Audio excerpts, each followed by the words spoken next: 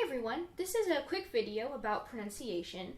I have a kind of tip, an unofficial tip, that I've noticed has helped some of my students in their pronunciation and being understood when speaking English.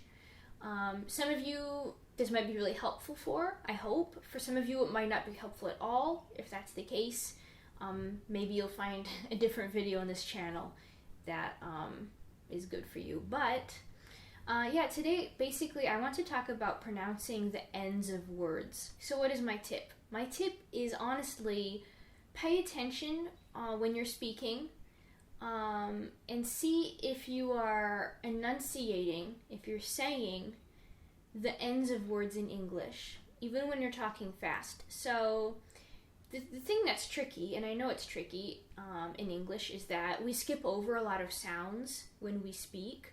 You know, we'll be talking quickly and we kind of condense a lot and we remove a lot of sounds. And when you're speaking and you're in a conversation with someone, it can be difficult to pronounce everything correctly and say the right sounds and skip over the right sounds. I get that. My advice today is when you're speaking, if you can focus on pronouncing, and again, this isn't for everything, right? I'm not making any rules, there are always exceptions. But in general, I think if you focus on saying the end sounds of words, you're going to be understood so much more clearly and you're going to sound better in general.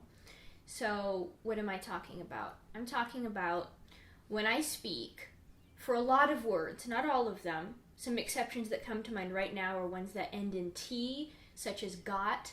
We don't always say got. Sometimes we do a thing like got. I'm not talking about that. I'm talking about most other words, like for example, bed, car, painting, desk.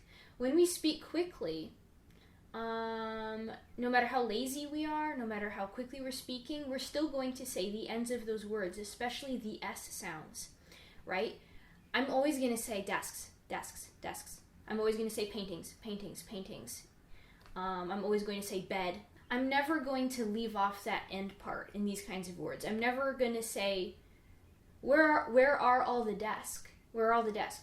I'm not going to say that. I'm always going to hit that last S because it's so important for being understood, for knowing what I'm talking about. It's just a way that we speak. So I'm going to say, where are the desks? I'm speaking really quickly. It's probably hard maybe for you to understand what I'm saying there, but to a native speaker's ears, it's very clear what I'm talking about because I'm hitting that last sound. So think about your speech and think about, especially maybe with S's, are you saying the S or the Z sound in is? If you're reading a sentence and you find yourself saying like the car black or green, remember to get that Z sound in there. The car is black, the car is green, because it's going to do wonders for how people understand you and how good you sound in English. Like for example, the color green. We're going to say green, we're not going to cut off that end. We cut out other sounds, and so I know it's confusing, and I know it's hard to keep track of all this, but if you can just keep in your head and maybe do some practices, maybe find some sentences from like a book you like or an interesting article, and practice saying them out loud, maybe alone or with someone else, and try to focus on making sure you do say the end parts of words, because I think that for some of you that might struggle with this, it could really help your pronunciation. Yeah, that's basically it. So let me know if this was helpful. If you have any questions about this, please leave a comment. Like I said, this isn't like a rule. This is general advice. It's not going to go for every word. For example, French words that we've borrowed, they often, leave off sounds at the end, right? Like a bouquet of flowers. We don't say the T, for example. But in general, for a lot of words, if you can keep this in mind, I think it should help.